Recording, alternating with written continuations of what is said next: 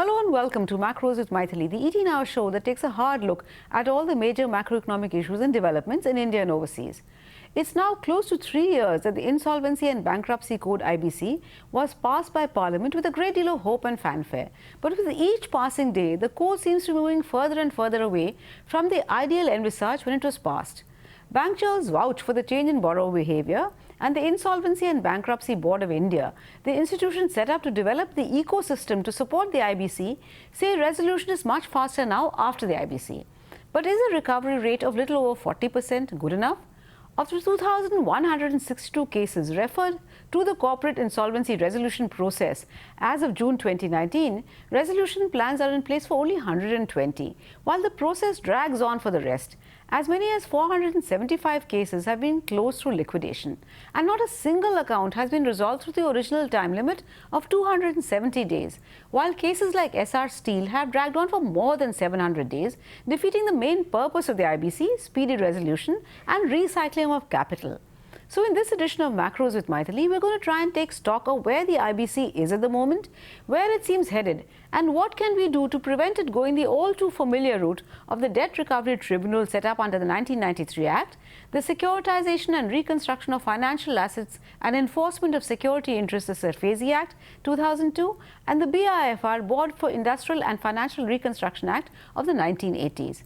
Joining me in the discussion are two experts, V.G. Kannan, formerly MD, State Bank of India, and presently Chief Executive, Indian Banks Association, and Alok Dheer, Managing Partner, Dheer & Dheer Associates, New Delhi, who's been in the thick of IBC-related litigation. Welcome to the show, Kannan, Alok. Let me start by asking both of you a question that I started off with, and often troubles me. Does the IBC seem doomed to meet the fate of the past attempts to ensure quick recovery of bank dues? Let me start with you, Kannan. Mythili, thank you. Regarding IBC, I don't want to say that this goes the way of the DRT and SARFAESI. A lot of hopes have been pinned on the IBC process. To be very frank, I think it has started off very well. In the first 1 year, I think 2017-18, a lot of things got moving, and the bigger cases which were actually extended by the banks and the corporates for long periods, they have been resolved. 3 of the large cases. However, sadly, as you rightly mentioned, some of the cases have dragged down to more than 730, 740 days, and that is a bit cause for worry. The bankers have seen in many of the mid-corporate cases some change in the behavior of the borrowers who run around to try to resolve the cases on their own, bring additional capital and repay the loans lest they be pushed to IBC. But I would still say that IBC process appears to be stronger. Yes, a lot of disappointment for the bankers, saying things have been delayed even after the new ordinance of 330 days which has been cleared by the Parliament. We still see that some cases have been dragged along. The delay is not only hurting the process, but also the recovery or the funds for the banks, because they cannot upgrade the NPAs, and therefore they have to again go back to the government for additional capital in case they find that it has been delayed. If you see, one of the cases was almost a year ago, was almost resolved, but then it's still another 300 days have passed and nothing has happened. So therefore, there is a cause for worry, but we are still, I would say, hopeful that things will work out. Okay, so better than before is Kannan's verdict. But Alok, is the problem that expectations were too high to begin with? So does the fault lie with the IBC or with unrealistic expectations? Alok? Mythili, I think the expectations were very realistic. The law as it was framed in December of 2016 was a very good law, a fantastic law, and we all welcomed it because we were really looking at a void, and any legislation which was resolving such a serious concern for economy was very welcome. Insofar as it has skidded off course, there can be no two ways about it. And one of the reasons, if you have to put the blame game and try to understand why has it happened in the way it has, there are 2-3 principal issues. One is the ambiguity in law, which has been amended. We've already had 3 amendments now, so the government seems to be very serious resolve to try to make this law as effective as possible. So there is the ambiguity of laws are being to a certain extent covered.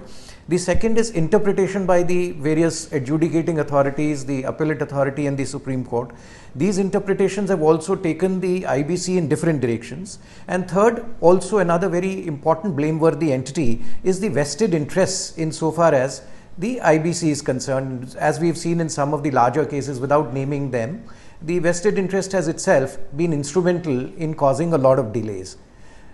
So it's a combination of all these factors which has taken, or as they say, sliding this law into somewhat of a situation, as we may say, going towards the DRT, the BIFR kind of issues. But I think everything is not lost.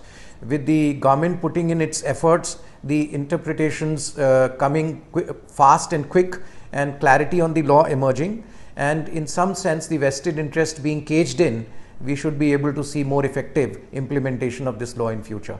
Okay, I hope you're right on that, Alok. But in all fairness, the government, I think, has played its part very well. It's frankly your tribe of lawyers, not with exceptions, of course, like people like you, who have always find some loopholes to, in fact, ensure that the IBC process doesn't get done on time. Kanan, but before this program, I was speaking with Alok a little earlier, and he made a very pertinent point, to my mind at least. He said that the problem with IBC is that the government is trying to achieve social objectives through what should strictly be seen as a commercial legislation. We saw this with the January 2018 amendment that brought in Section 29A, ruling out bids from defaulting promoters because we cast all promoters with the same brush. We saw it again more recently with the amendment to treat home buyers on par with financial creditors and include them in the committee of creditors. As someone who's very familiar with government using public sector banks to achieve social ends that often interfere with their commercial functioning, would you agree that this is part of the reason why the IBC has not functioned as well as it should? Kanan? You mentioned two major ordinance and amendments which has been done. One is Section 29 and the recent one where the home buyers have been brought in. As regards the first one, I would say, as a commercial banker and as a person who finds that if the system is being used by the existing promoters to go on delaying the matter, and then through the IBC process again comes back, then it may not be accepted overall, saying that the existing promoter gets back the same company at a much lower price, and that is probably the intention where a person has defaulted for various reasons, may be asked to keep out of this of that particular process. As regards the second one, I do agree, yes, to a large extent it is a social objective, and we have to see that if you see in the project financing of any particular builder, whereas the bankers have lent a lot, the borrowers also, or the home buyers are also unfortunately not fully secured, have also lent, and that is part of the total project cost. Yes, the issue is the numbers, and that is something which is coming in the way, and even 20-25 bankers are unable to come to a resolution quickly because of difference of thinking. Imagine about 10,000 home buyers coming in. That's a big issue, but you have to understand that someone has to fight for those people who actually lend only 25 lakhs, 30 lakhs and 40 lakhs, and if they are going to be shortchanged, I think that is something the government cannot afford, to see that they are given some justice. I think it's a question of having everyone taking the haircut and how they come together. It's going to be a long process, but I am hopeful that that is a very good way going forward to protect the especially case of home buyers who actually have lent the money to the builders to construct the building for them, and it should not be in any way much different from the lenders. But yes, it is hampering the process to some extent. Karan, you're right, and while our sympathies are with the home buyers, the fact is that modern commerce doesn't have a heart. So home buyers have other avenues, and that would be my contention, that you need to ensure that the IBC process does not get cluttered. But Alok, apart from the two clauses relating to defaulting promoters and home buyers, are there any other clauses in the IBC where the dictates of modern commerce conflict with government's need to pay to the gallery and come in the way of speedy resolution? Can you elaborate for the benefit of our viewers if you think there are any clauses like this, Alok? Well, I think the main two issues you have already highlighted, that's Section 29A and Section 5.8, if I may say, the home buyers. I would not say that it is playing to the gallery, Mythili. I think it's a concern that the government has, and it's a very serious concern. The issue in our mind is whether the IBC is the correct forum to deal with these concerns. Now, let's take 29A. I think there can be no two ways. The issue that promoters who have misled the process or have misdirected the banks and financial institutions and have made away with a lot of money have been responsible for the companies going under should be kept away. Conceptually, nobody can say that there is anything wrong with it, but the question is, do you deal with it under 29A in IBC, or there are other forums? If somebody has defrauded the banks, of course there are penal provisions, there are IBC, there is the Indian Penal Code which will cover it. There is ED, there is CBI, there are so many agencies which can deal with this situation. But having brought that into the IBC, what we've done is we've reduced the number of people who can actually bid for the cases. Of course, as you are aware, the Second Amendment took away the MSMEs out of the ambit of 29A, but at the same time there is a lot of ambiguity in this, and what has happened is people are now trying to find ways to get around 29A, which throws up a completely new complication in the IBC structure. It could have been very easily in anywhere in the world. I mean, obviously banking frauds happen everywhere in the world, but nowhere in the world you have a situation of keeping a whole class of people without really distinguishing. Now there is no way and mechanism of knowing that this guy was involved with looting the company, or this particular company has come into IBC on account of macro and microeconomic factors.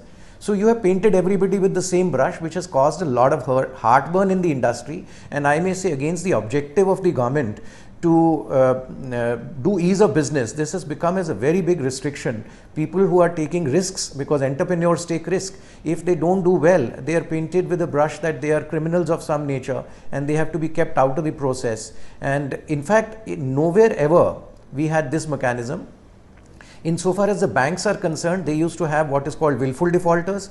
They had every reason to decide that X is a willful defaulter, we will not do restructuring with him. But here it is a much wider platform and everybody is put under the same. The second is the 5A. If I may say, the amendment in the enactment which again happened with respect to home buyers. Now the problem here is that home buyers are certainly a class of creditors, or if I may say a class of stakeholders. The question of whether they are creditors or not is an issue. However, Pioneer Urban has clearly laid down, the Supreme Court very recently has laid down, that they are to be treated as financial creditors. But they have brought in a very interesting process. They say that you will now have to determine under a Section 7 application by a financial creditor, which is a home buyer, whether it is a fraudulent invocation, whether they were speculative investors. So, you have brought in a certain amount of process which was non-existent. Now, is it appropriate to say that one class of financial creditors, which is banks, can proceed under Section 7 without really the corporate debtor having any say in the matter? I mean, if he's borrowed money and he's not paid, that's the end of the matter. Insofar as 5.8 is concerned, obviously, a whole process has to be put in play. So these will create difficulties in implementation of IBC over a period of time. Well, surely, I think each amendment has added complications to the IBC, taking away the main purpose of IBC, which was, I think, simplicity was a very integral part of the IBC. But I'm afraid it's time for us to slip into a very short break. Please do stay with us. We'll be back very soon.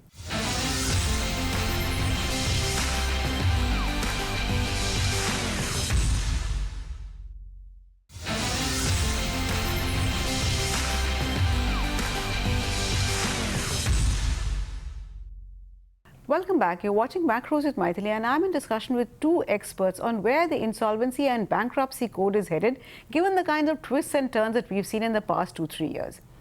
Kannan, the hope really was that the IBC would enforce the concept of creditor in control instead of debtor in possession as in the past, and would maximize value recovery potential of the corporate debtors. Instead, what we are seeing is that creditors are scarcely in control, and if SR Steel is anything to go by, value maximization seems to have been given the go-by in favor of what courts like to call due process of law.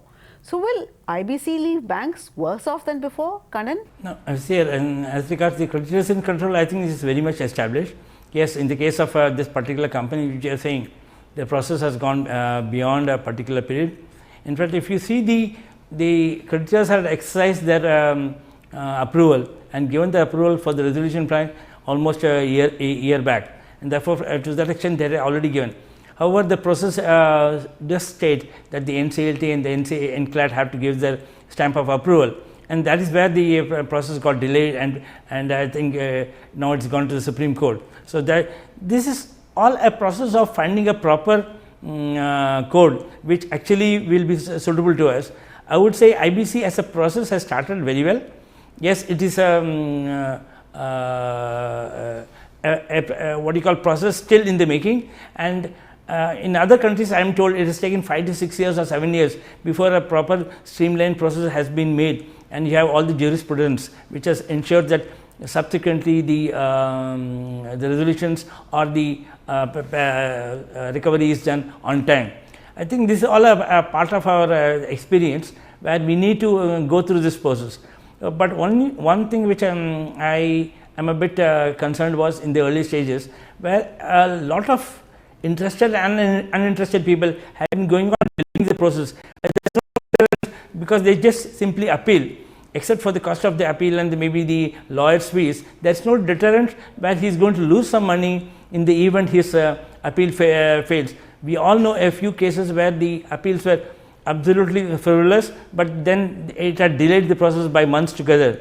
I think there has to be some sort of a deterrent for people to make such frivolous appeals. We have made a representation to the IBBI saying that such a thing should be introduced to ensure that frivolous appeals do not delay the process completely.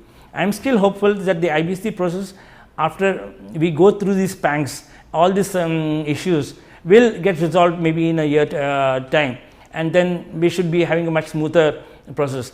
And if we were thinking of going to the DRT case, or Mr. Aloka is mentioning about the going to the IBC, you know, it will take ages, even in fact maybe decades before a court decides it, and that is not exactly the purpose for which the IBC was meant. Alok, courts seem to be oblivious of the realities of modern finance. Take the NCLAT ruling on the operational creditors of Essar Steel, giving them parity with secured financial creditors. This goes against a very basic premise of modern finance, wherein secured creditors are ranked higher in the list of creditors, in return for which they receive a lower rate of interest.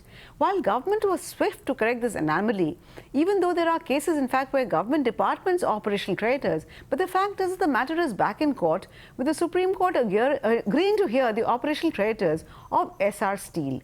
Should courts get into issues that are basically best left to the commercial judgment of the Committee of Creditors, Alok? No, I think I must first say that Mr. Kannan has made a very, very important point, and that is about the deterrent. I think one of the issues, as I pointed out initially, that the vested interests come in and delay the process, and if a process of deterrence is put in and costs are levied with respect to frivolous litigations, I think we should be able to avoid a lot of delay. That's one. The second issue, before I answer the question, is that you asked me whether there is any other social issue which has come into this, and I must point out that this issue of balancing between restructuring and liquidation is another very important issue. In a commercial legislation, it should not matter whether it is CIRP, it's a resolution, or if it goes into liquidation. Both are mechanisms of recovering money and exiting from IBC. But somehow the entire thing seems to have shifted to saying that we do not want liquidations and we want resolutions. I see no particular benefit in such a scenario. If a company is not revivable, it should die as quickly as possible. And as per the Second judgment of the NCLAT, every case must first go through 230, that is a scheme of arrangement, before liquidation will only delay the whole process. So that's where we are. Coming to the next issue that you had mentioned, the court should not get involved with these processes. The entire basis of the IBC is the judicial forbearance. The judiciary should only act as an umpire to iron out issues if there are any, but the question of decisions of financial nature, which the COC ought to be involved with, should be outside the purview of the judicial review.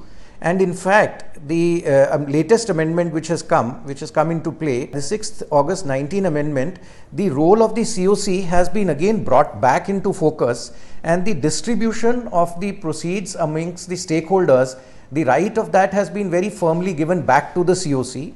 And also the COC has been given the powers to decide whether the company should go into liquidation at any stage of the proceedings under the IBC. So this reinforces the issue that the COC should be the person or the entity which is in control of the resolution process rather than the judicial forums. So according to me, this anomaly which you pointed out has been quite rightly rectified in the third amendment of 6th August of 19. Alok, you're right on that, but the judiciary in India particularly likes to have the last word on everything. In fact, Kannan, the Supreme Court recently upheld the amendment to the bankruptcy code and raised the status of home buyers and brought them on par with financial creditors. Even though, as I said, home buyers have other remedies. But the fact is that once you try to operationalize this, it becomes very difficult in practice for the Committee of Creditors to make any headway.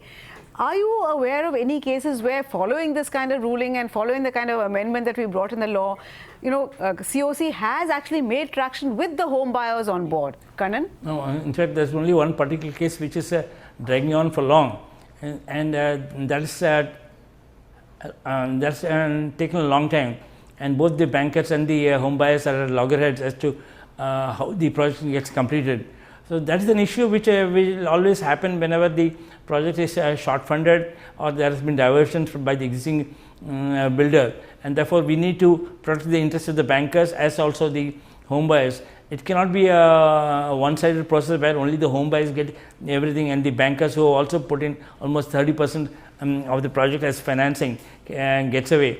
As I mentioned earlier also, the 10,000 or 12,000 home buyers might create an issue. But one thing this IBC process also might impact is bankers may start getting worried wherever they have to do a builder financing where there are a large number of home buyers, with many of the builders also going to default, and that could mean then that a lot of money which has been given to the builders could also get impacted, and that could be something where the bankers might start saying that I will finance you provided you don't give it to the home buyers, but in which case the builders have a problem of raising the additional funding. So that is also a fallout of this which could happen in due course in case we find that there is no resolution to these projects.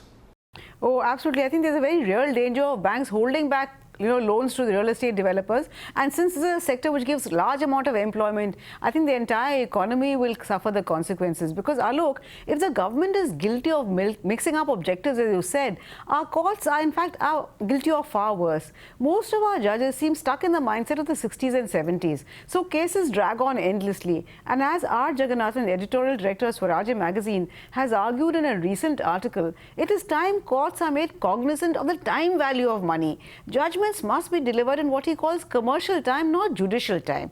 Would you agree, and how do we enforce this, Alok?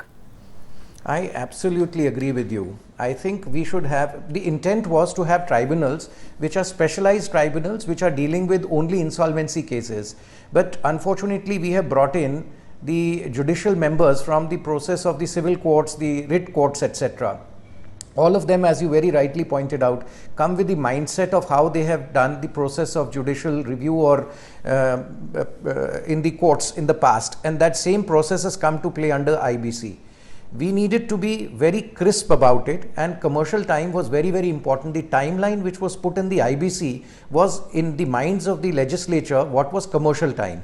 And I think the recent development, again the amendment which says that if more than 14 days time is to be given for admission, then the adjudicating authority must give reasons for it. According to me, it is what one would call a small ankush, a control on the judicial system. They have to write why did they delay the matter, why did they not take the decision in time. It's a very small step to try to make the courts think in terms of commercial time, but I think it's the step in the right direction. And I think the prod by the government and the the ministries which control them, and to enforce, and the higher courts to enforce the timeline which has been given under the IBC very strictly, is the way out.